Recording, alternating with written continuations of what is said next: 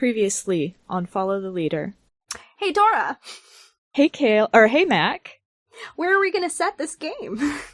Oh, I don't know. Have you ever heard of this place called the City of Gulls? Mac. Yeah.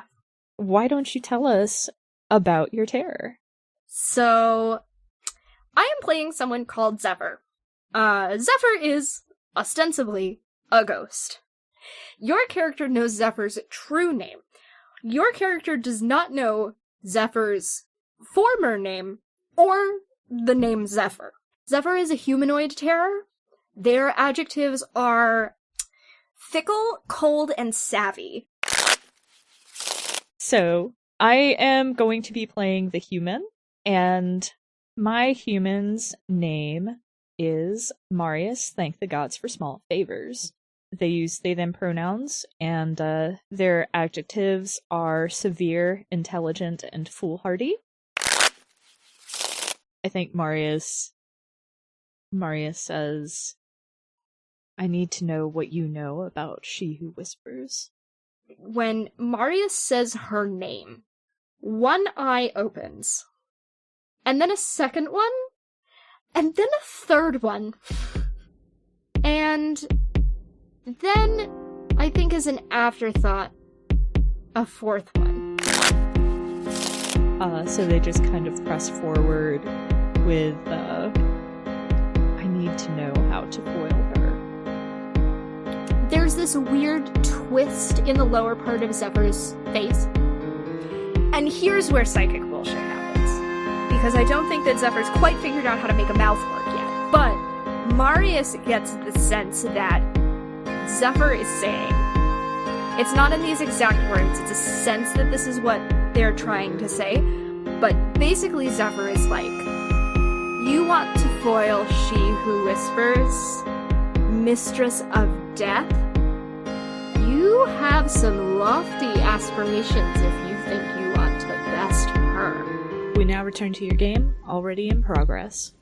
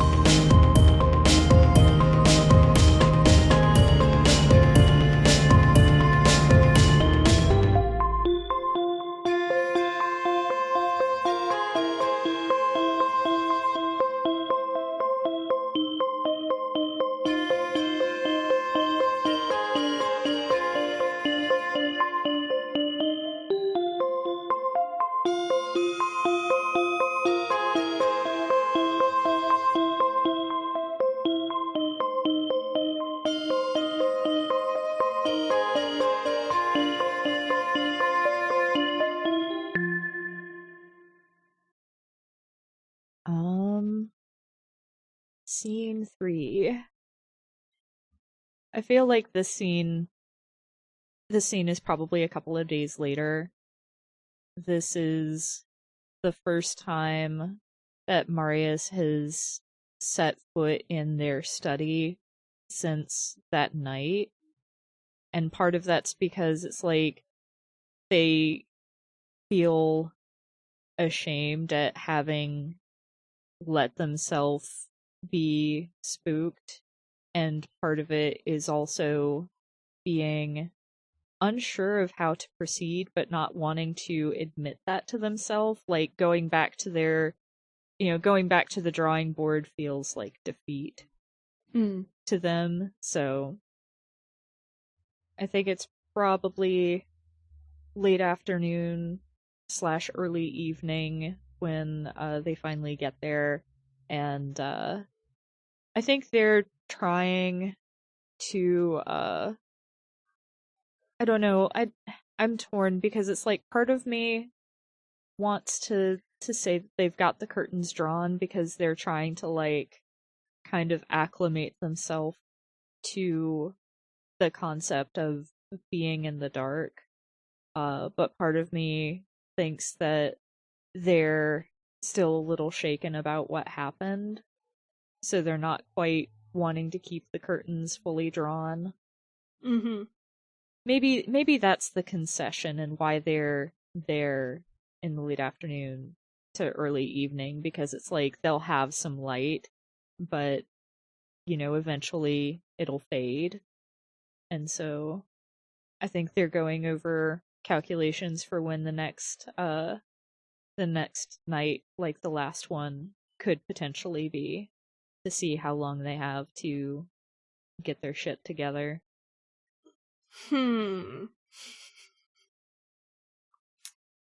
Here's the one problem with having asked if anyone was willing to give up one of their characters. And I thought about this when I asked the question in the first place. Is I'm scared. I want to be able to do them justice. So I think there's a knock.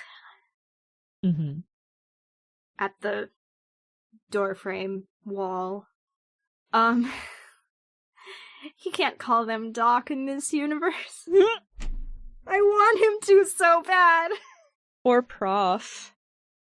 That would have been, that's the next thing I was thinking of, but I wanted to be, hey Doc. Like. Oh my gosh. But it's something closer to, hello, Professor. Am I disturbing you? Out of character, Marius knows who this is, right? Yeah, I think they know each other. I can't imagine that they wouldn't. I think that he's been in the city for maybe not a long time, but at least a couple of weeks. Yeah. Oh, Kari, was it? Yeah. Oh, I admit you caught me at maybe not the most opportune time, but I can wait if you need me to. I don't mind. There's a moment, again, Marius weighing their choices, but they just kind of shake their head and step back. No. Feel free to enter. You aren't interrupting anything terribly important. Well, I'll try to make it quick at the very least. So, because I don't think it's actually going to be revealed in the scene itself, not at least from what I'm thinking about. This is a move that the humanoid has called possession. You seize control of a person near the human. There must be a tell, erratic behavior, or something out of place in their appearance, and you cannot possess the human player even with their consent, which is something that I was thinking about, but Dora said no, so the answer is no. So I went with the next best thing. This is Kari Valon. Love you, Jade. And the thing that is kind of wrong is that his eyes seem to be a little brighter. They're like glowing a little bit. In fact, it's kind of like he is glowing a little bit. Just a little bit. Not enough to actually cast any light in the room, but kind of like you look in his direction and he just kind of looks brighter. Now, for Marius, is this really any different from how Kari looks normally? I don't know. However, it's very weird. Other than that, Kari's acting... Well, Kari's gonna act a little bit differently because I'm playing him instead of Jane, so we can chalk that up to the possession, but...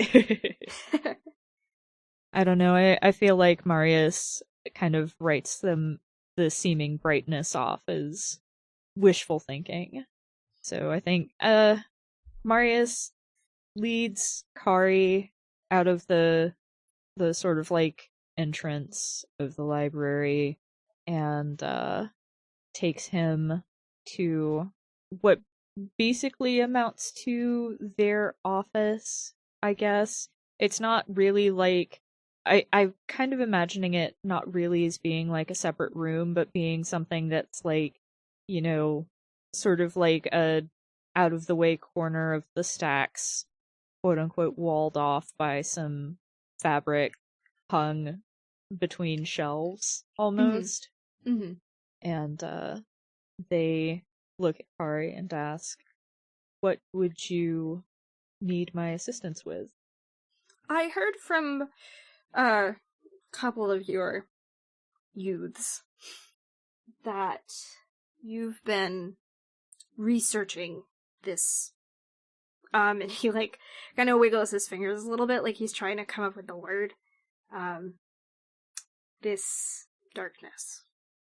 And it's difficult to speak of, but I wondered if you would consider something for me. Marius kind of smiles and says, well, I do make it my business to consider many things. That you do. Do you know the story of Annabelle Lee? Folklore and literature are hardly my areas of study. Yes, but see, the thing is that she was also researching darkness. Rather, she was touched by it, I guess is the best way to put it. She was visited on multiple occasions by someone who didn't often leave a witness behind. And it's said that she was the reason why the world... Well, that she was the first tile that led to the calamity. And forgive me for speaking in hypotheticals here, but I have a friend, I suppose, who I'm concerned, and I know what this sounds like. I'm Professor Favors, I don't claim to know you well enough to be speaking about you in this instance, but I do have a friend who I am afraid has been tangled up something terribly in all of this. Marius narrows their eyes. I'm not sure I catch your meaning, Mr. Valon. I grew up with a woman who always seemed to be a little bit dark. And I am not supposing that there be such thing as reincarnation. I don't think I don't believe in that sort of thing. Nor do I necessarily believe in the story of Annabelle Lee myself, but she has disappeared, my friend. And I did not come to this city seeking her, but I think she's here. And you can tell me no. I will not blame you. But if you see her...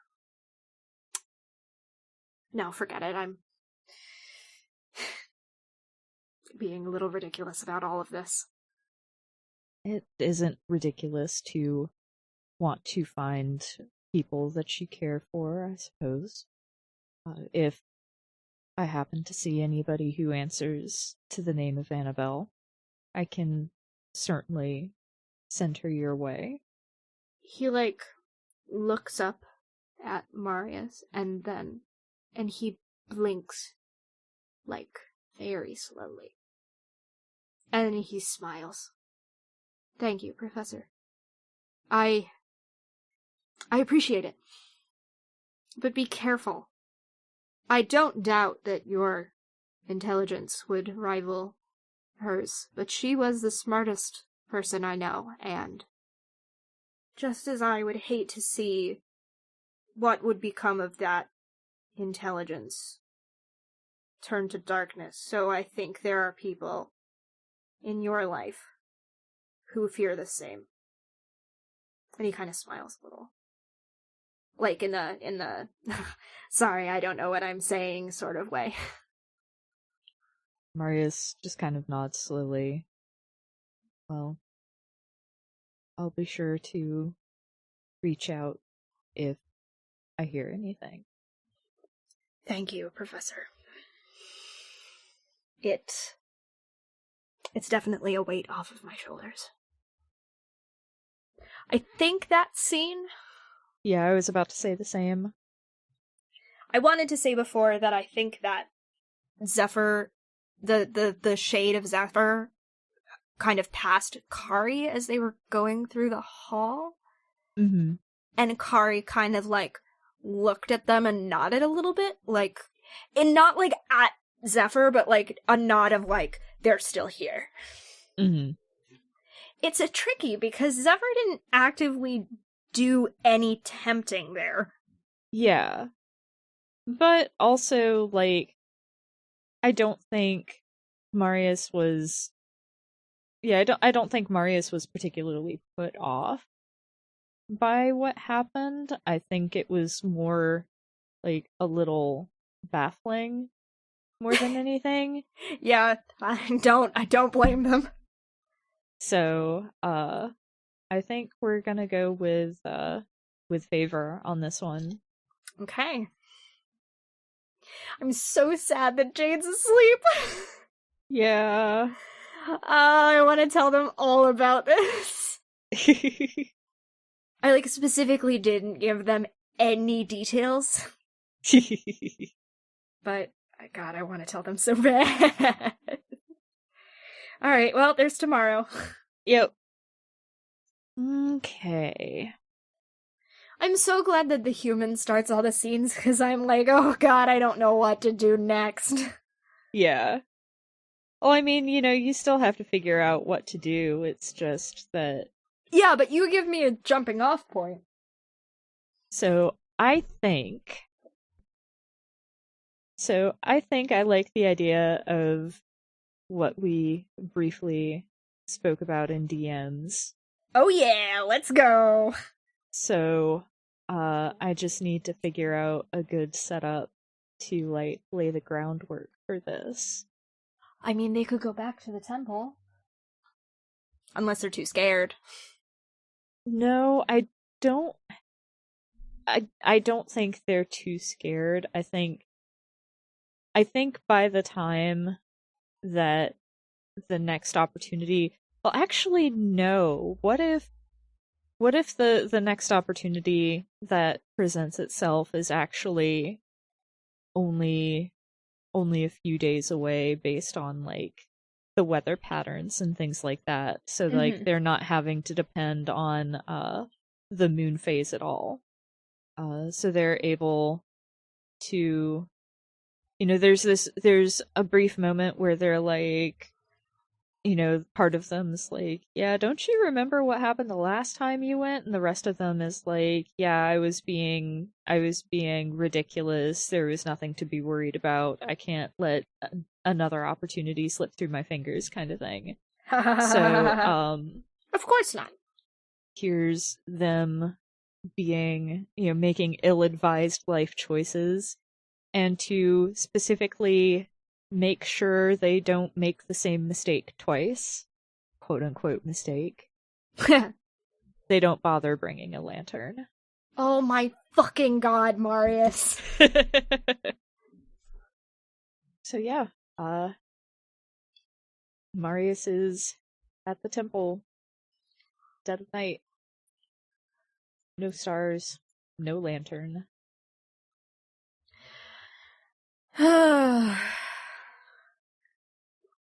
I think this is physical manifestation again, but I don't think that Zephyr, that they can see Zephyr yet. Mm-hmm. Or rather, I don't think that they can see Annabelle yet. Which I only just realized. I'm like, what if it's Annabelle? Now, she can't touch them without their permission, so this will be good. Maybe she's sitting on the steps. Does she say anything to indicate that someone is there? No. I feel bad about asking this, but do they just run into her? They might. Like, they're so focused, heads down, on, like, getting to the temple before, like, the weather changes, /gets bad, /gets worse. or whatever, and it doesn't even occur to them that there might even be another person there, let alone right there where they could run into them. So yeah, I think maybe they just literally run into her. That's good. Does she say something, or does she leave them the opportunity to work themselves up a good head of steam? Oh, they have to work up a good head of steam, because I want them to realize that why is someone sitting on the temple steps in the middle of the night on a temple no one can see. Yeah.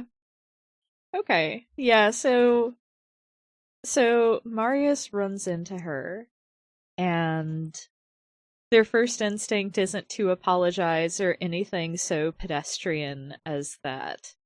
Their first instinct is to demand why would someone place themselves in such an inconvenient position. There's no light, there's no indication whatsoever that you are here. Why would you put yourself in such a position just so someone with more pressing matters can trip over you?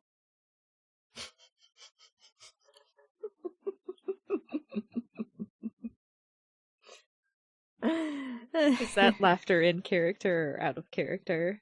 It's both. I was originally thinking, this is definitely in character too. And I think Marius gets very indignant and is just like causing someone to nearly fall down and break their arm, if not other more fragile bones in their body, is hardly a laughing matter.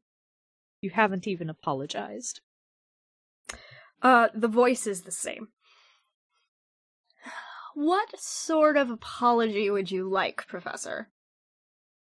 Though I dare say that this moment's hesitation may have made all the difference. I think the familiarity of the voice gives them pause, but they don't speak any of the possible things that they could call her.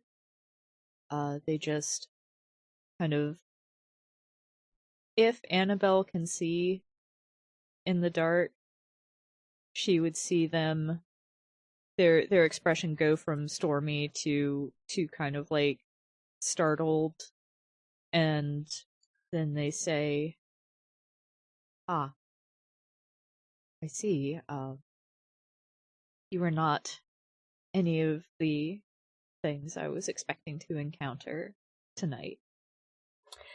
That was your first mistake. Not expecting you? Not expecting me to be among the things you were going to encounter.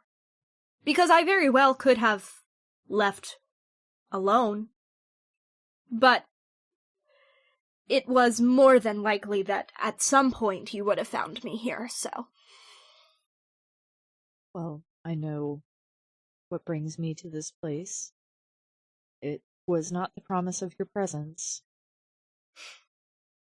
Why are you here? To make sure that you didn't see something that you should not have. Marius snorts. And what, pray tell, am I supposed to see in this light? Well, that's really the thing, isn't it? You shouldn't see anything. And she kind of like looks up at the sky and she says, if you'd come, 5 minutes earlier? If I hadn't been here?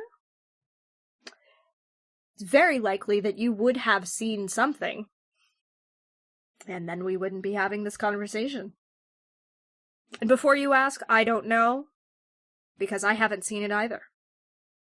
But I do know that no mortal can survive it. Well, I'm not nearly so foolish as to think that the depths of this place should be plumbed at the whims of the sky. I'm just here for a preliminary investigation in person. By all means, I won't stop you. She kind of, sits back against, one of the columns. I'm assuming there's columns. There's always columns. Yeah, there's columns if we say there's columns, and you say there's columns, so... I am assuming that there's a little bit of, smug amusement in that statement. Or at the very least, Marius is reading in some smug amusement into that statement. And, that just, it's this weird mix of, indignation and necessity to prove themselves, and, feeling foolish and being upset at being made to feel foolish, and I'm trying to think about how they would phrase. God, I feel bad because I almost imagine them just, storming off in not a random direction, but just storming off away from Annabelle, and maybe not even saying anything else to her at all, which, it's just a very silly mental image, and it's Marius loves to have the last word, but at the same time it's just when they can't come up with the last word. Yeah. Just humph. Yeah. Yeah, basically. And so I do think they get up to the wall, though. They're not going into the building or anything like that, but they're walking the exterior of the building with their hand on the wall, tracing it, and mentally taking stock of okay, well, this is where a seam in the building material seems to be. This appears to have a different texture. This feels sort of like it's been carved or hewn into some sort of pattern, that kind of thing.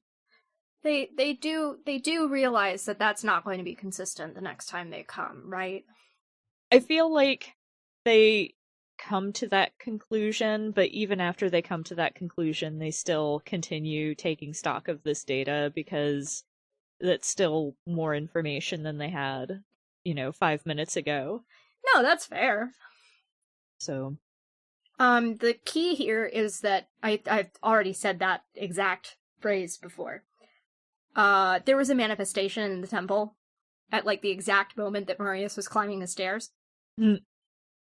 And if they had walked in, they would have been torn to bits. Because mortals can't look on the true forms of the divine. Yeah. But Annabelle really doesn't know exactly what it was. She just knew that something was going to manifest, and Marius was going to go around the temple, and if they caught a glimpse of it, well, yep, there wouldn't even be a body. Be lost to the dark. Bodies are overrated. Yeah, I know, right? No body, no death. So yeah. Do you think that's it? I feel like Marius completes an entire circuit of the building, and I want to say that, maybe they don't even actually feel where the entrance would be under their palm, but they get to a place where, based on their mental map of the area, has to be where they first started. And so they get there, and they open their mouth to say something pithy. And I'm going to ask this question even though I'm pretty sure I know the answer. Is Annabelle still there? Yeah, she is. She's in the entryway. Okay. Did you think I was gonna say no? Yeah, I kind of thought you were gonna say no. No, I was going to tell you that I thought that she was in the entry. Okay. Well, damn, then that means I actually have to come up with something pithy for them to say.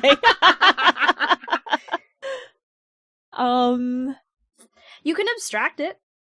Yeah, I think they're just going to say something pithy about how there's nothing of any note but architectural, and beyond the architecture's penchant for disappearing under the wrong sort of gaze, there's nothing to be worried about. For now. And now she's gone. Yeah, I think that's it. So, Marius did not care for that interaction at all. Again, I don't blame them. So, like, even though they're technically tokens of quote-unquote revulsion, like, this isn't revulsion, this is just Marius being... Marius. Yeah. Episode title. This isn't Yeah. Revulsion, this is just Marius being Marius. It's a little long, but... This isn't revulsion, this is just Marius. This is normal. It's fine. So, the final scene is upon us. Oh boy. I think... How do you feel about dream visitation? I was waiting for you to ask. Because I feel like I'm not sure how much time has passed between what just happened and this scene, but I do know that I want this scene to be significantly less rooted in reality than the previous ones have been. Hey Dora, I have a thought. I'm gonna DM you real quick. Okay.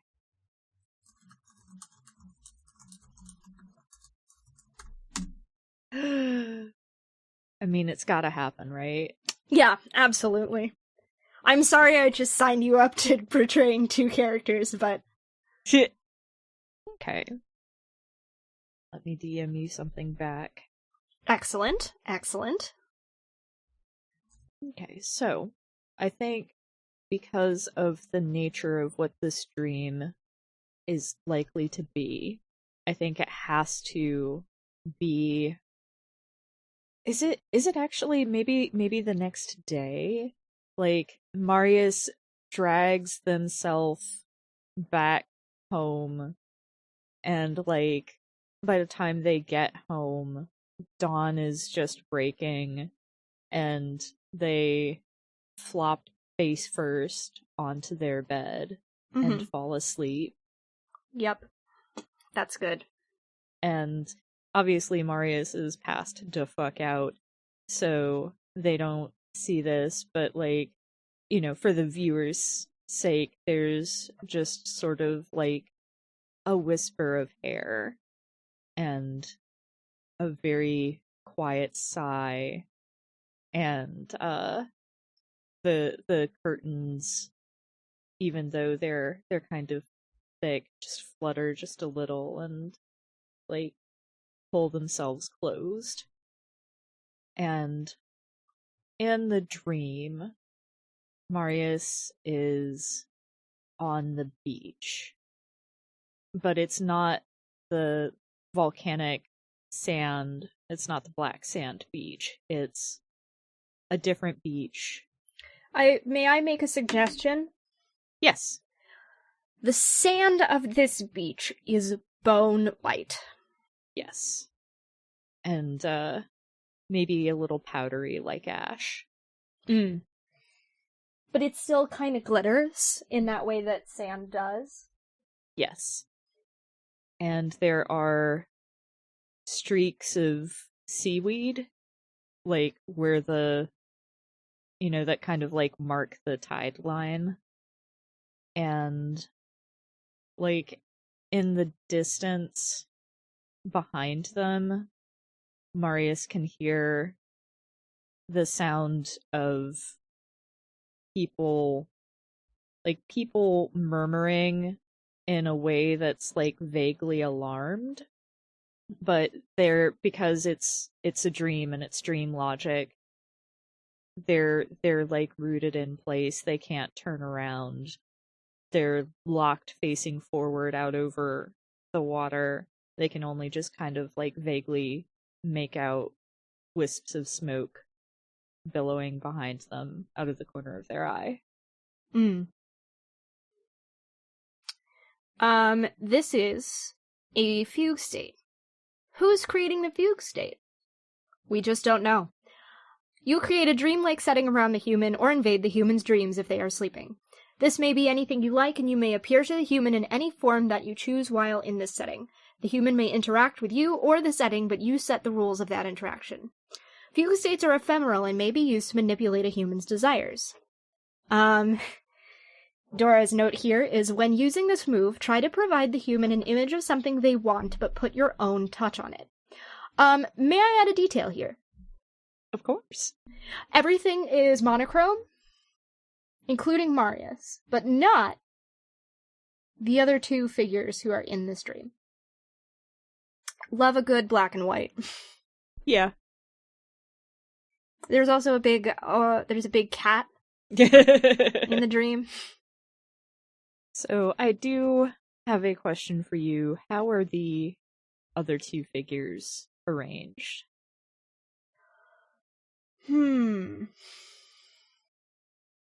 I want to know I don't know where she is. And I have to figure out which version Marius is looking at. So I think the reason why Marius's attention is rooted and firmly fixed forward is because they see standing on top of the water the sketch of a woman in mostly blacks and a couple of streaks of red. And this woman is tall and she is gaunt and she has an incredibly wide grin, and she holds hands with the other figure, her fingers tight. And what Marius mistakes for her silhouette at first, it turns out on a little closer inspection is actually just this long black hair that's wrapped around her like a mantle almost, and some of it snakes down her arm to wrap around the wrist of the other person with her.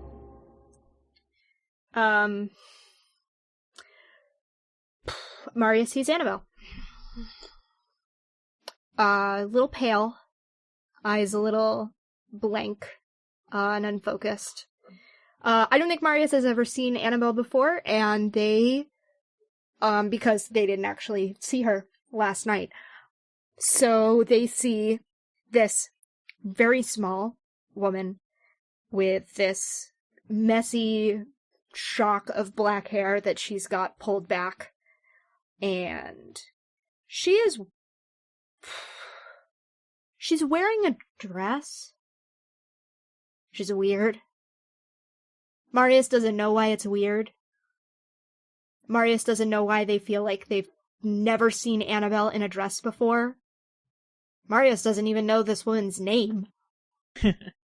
But I said in Arc 24 that I forgot about this, when Marius summoned Zephyr in Arc 24, I said that they got the same feeling that the playwright Marius got in the theater. Mm-hmm.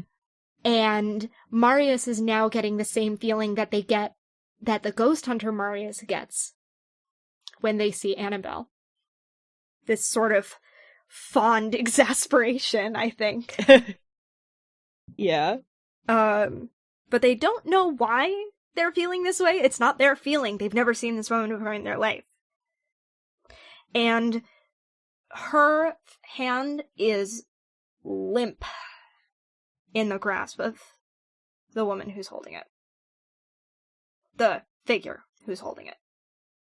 Which doesn't really seem to bother the figure at all. She seems uniquely unperturbed by everything around her, by the noises, by the water, by the sea spray.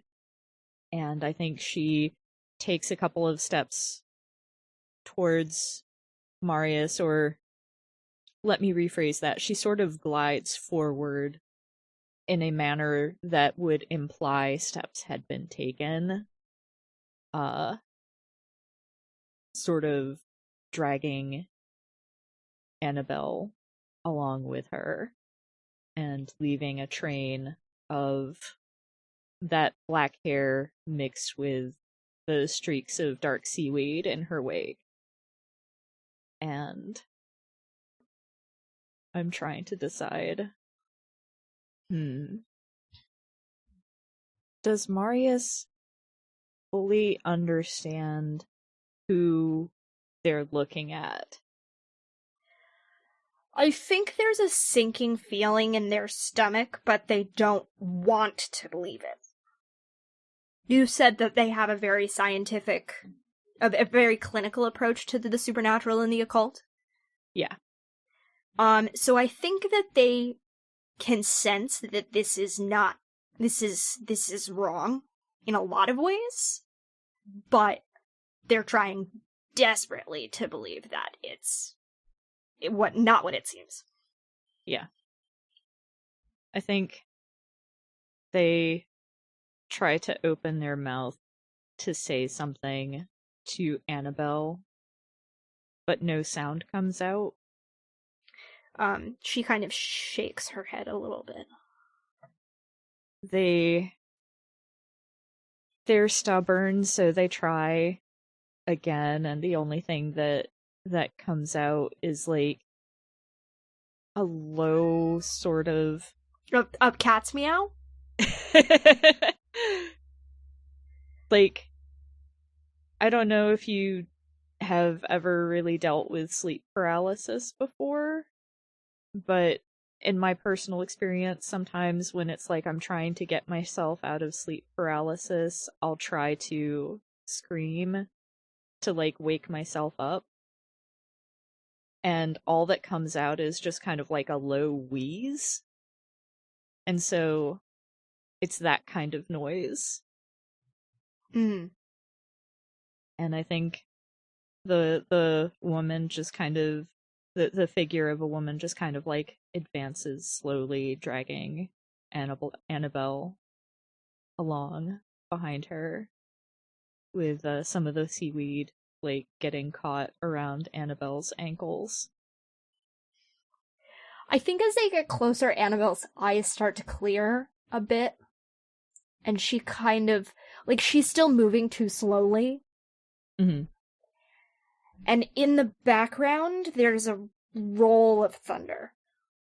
And I think the voices start to rise in alarm. Mm-hmm. I admit, like, I don't want the figure of a woman to actually say anything to either of them. Okay. Can there be impressions? Yeah.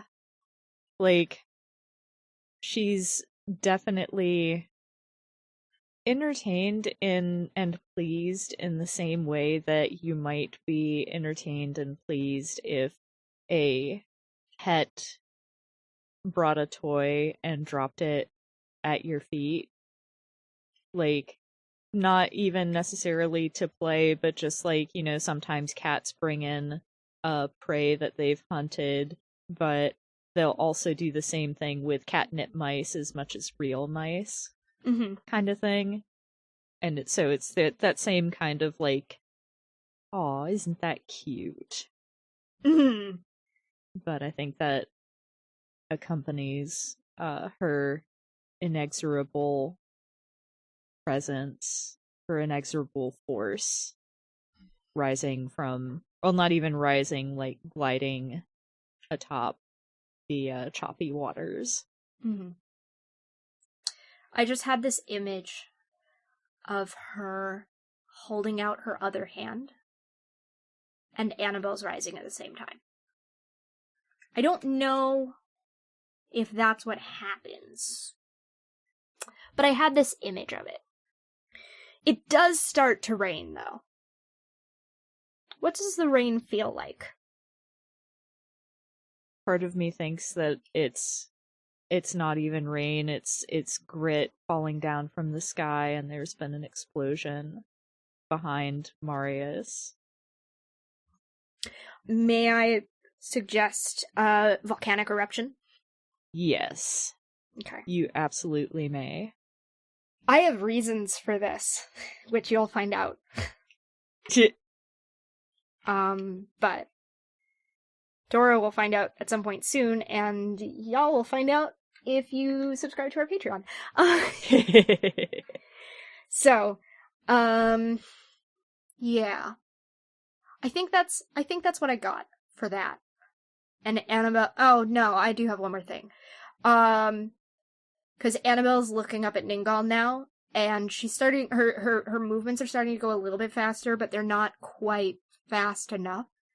And she looks down to Marius, and there's recognition in her eyes that Marius doesn't understand, because they've never seen this woman before. How would she know them?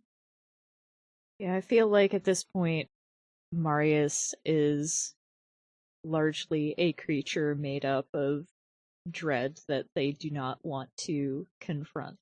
And that recognition, like, it's like they don't want to know how this woman thinks that she knows them. Wow, something Marius doesn't want to know. And I think it's just about time for Marius to wake up. Okay, so I have a thought about this. Mm-hmm.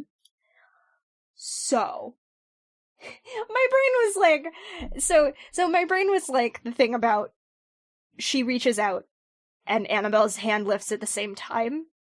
Mm-hmm. Like extending the hand to Marius, and then all of a sudden Annabelle like yanks away and punches Marius in the face. And they wake up at the impact and someone's banging on their door. I would like to add that they do, like, bring a hand up to their nose, because, like, it still hurts, and, like, there's just, like, the tiniest trickle of blood. Yes. There. Oh, 100%. 100%. And as Marius starts to wake up again, they can hear Sable's voice at the door. Dun dun dun! Yeah, that sounds like the end to the scene to me. That sure does it. So tell me. Ending the game. After 5 scenes, the game ends. We tally up the tokens of favor and revulsion. There's a whole bunch of math stuff that happens. We're just going to roll it without explaining it, because frankly this was like my first real foray into writing games, so it's kind of messy, and I'll have to... Do you give a token for the final scene? Oh, yes. Sorry. Yes. Revulsion. Mm-hmm. Clearly. Oh, yeah. I mean, yeah.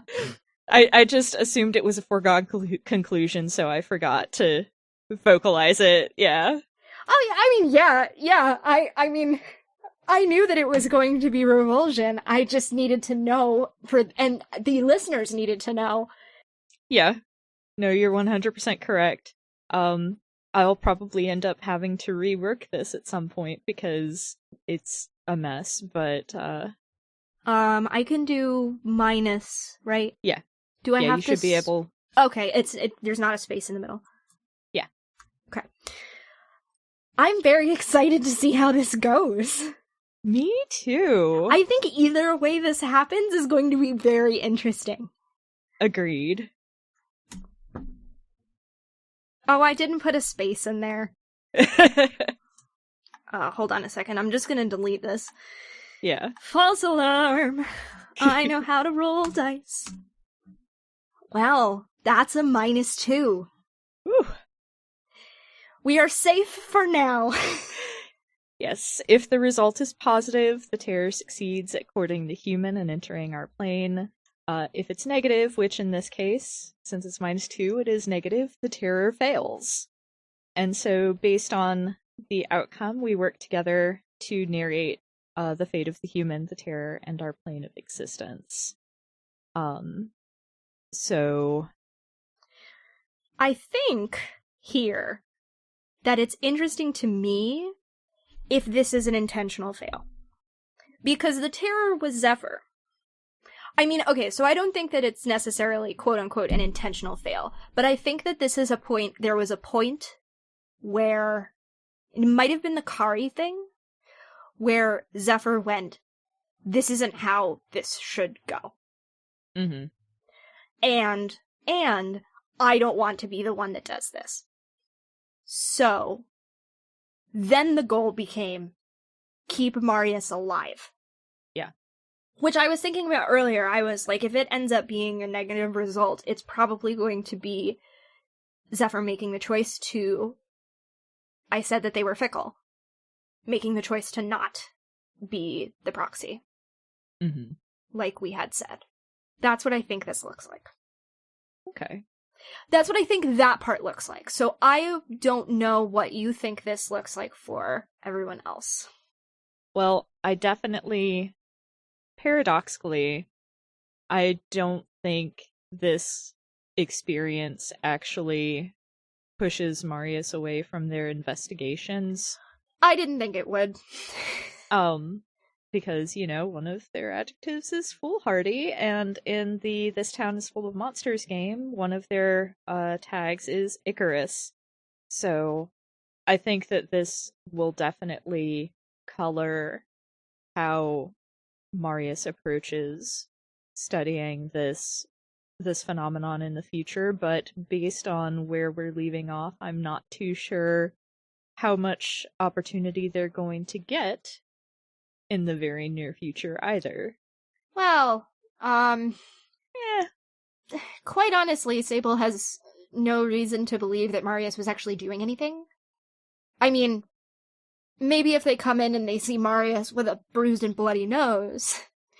But, I mean, we'll find out what happens when we hit that point in the future. But yeah. I will say that I think that the Shade of Zephyr is still in the library. Yeah, that tracks. Is the name gone? I don't think it's gone. But I think it may have changed. Like, Annabelle punching Marius in the face had, like, a metaphysical side effect of, like, changing how her spirit is bound to Marius's in some way. If that makes sense. Yeah, that makes sense. So. And part of that is because I don't want this avenue of this connection being closed. I think it's more interesting to leave it open to develop in other ways. I mean, that's why I left the Shade there, right? Yeah. Because I don't want that to be the end of the dynamic. Mm-hmm. But yeah. So you said it changed. Yes. Do you know what it changed into, or do you need to think about it? Or do you not want to tell the listeners and you only want to tell me? I need to think about it. Okay. Partly because I'm just going to have to do a little research. Okay. Love some research. Yeah. Okay. How do we feel about that? I feel I'm like slightly disappointed that it wasn't a positive, but at the same time also a little relieved, because I feel like if it had been a positive number, that the narrative implications overall would have been fascinating. But also I probably would have to retire Marius in this particular universe, and I am not quite ready to do that. Yeah. And I feel like narratively, the directions that we're trying to go with the story, it is a little bit too soon for it to be a positive result.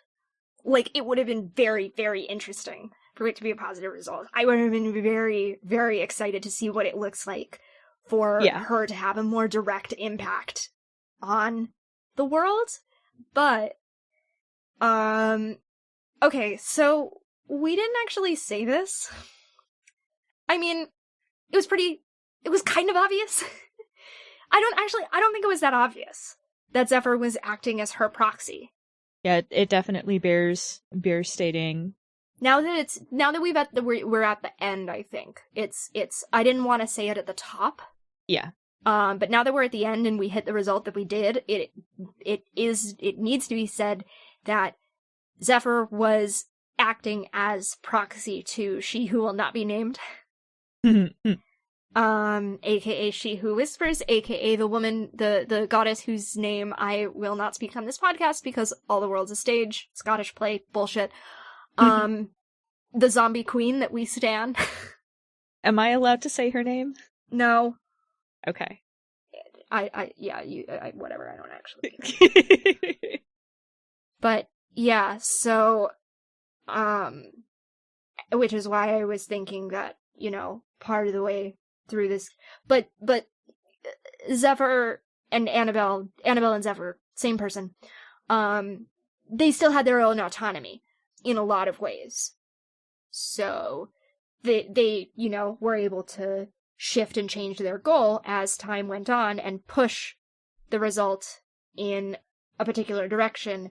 Did they really intend to do it in the ways that it happened? No. I think if it were, like, especially that scene at the second scene at the temple, I think if it were anyone but Marius, that might have been a token of favor. Yeah. But because it's Marius, and they are the way that they are, it ended up being a token of revulsion. Yeah. So things ended up working out, maybe not exactly the way that they intended them to, but in a way that means that things are okay for now. That doesn't mean that they won't come back at some point in the future and everything will get fucked up. But I definitely agree with you here, Dora, that a positive, I don't think it would have had to retire Marius, though. I think we could have figured something out. It just would have been weird. Yeah. But yeah, other than that, you feel good about what we just did? Oh yeah, I definitely feel good about it. I'm feeling revitalized, man. I'm feeling so good. Yeah. I'm ready to go take on the fucking mess that is my freezer. Hell yeah. On that note, let's do outros. Yeah. I can do them since you did the intro. Yeah. I've been Kales or Mac, depending. You can find me on Twitter at Citadel of Swords. You can find my games at citadelofswords.itch.io. You can find the podcast and on Twitter at FTLcast, our website at ftlcast.com, and you can go to our Patreon and subscribe to it. For $5 a month, you get super cool bonus episodes, including some other episodes that tie into this one, which will be really, really cool. You should make sure you check them out. Yup. A lot of cool stuff. And I've been Dora. You can find me on Twitter at HarpyDora. You can find the games that I've written, including this one, at harpydora.itch.io. Oh yeah. And on that note, lap.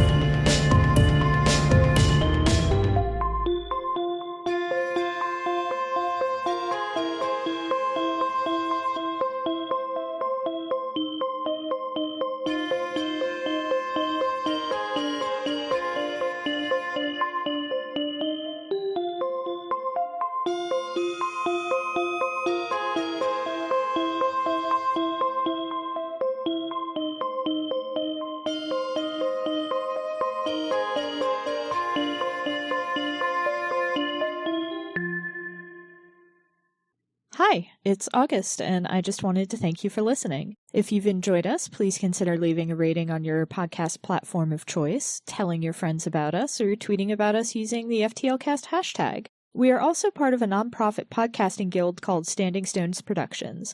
We do a variety of shows, including The Room Where It Happened and Dumb Kids Playing Hero, 2 actual play shows, and a Steven Universe discussion podcast called Gay Space Rocks. We also do live streams at twitch.tv/standingstonesprod. You can keep up with everything that we do on Twitter at stones_standing. Unfortunately, Standing Stones was already taken. Your support means a lot. Thanks again!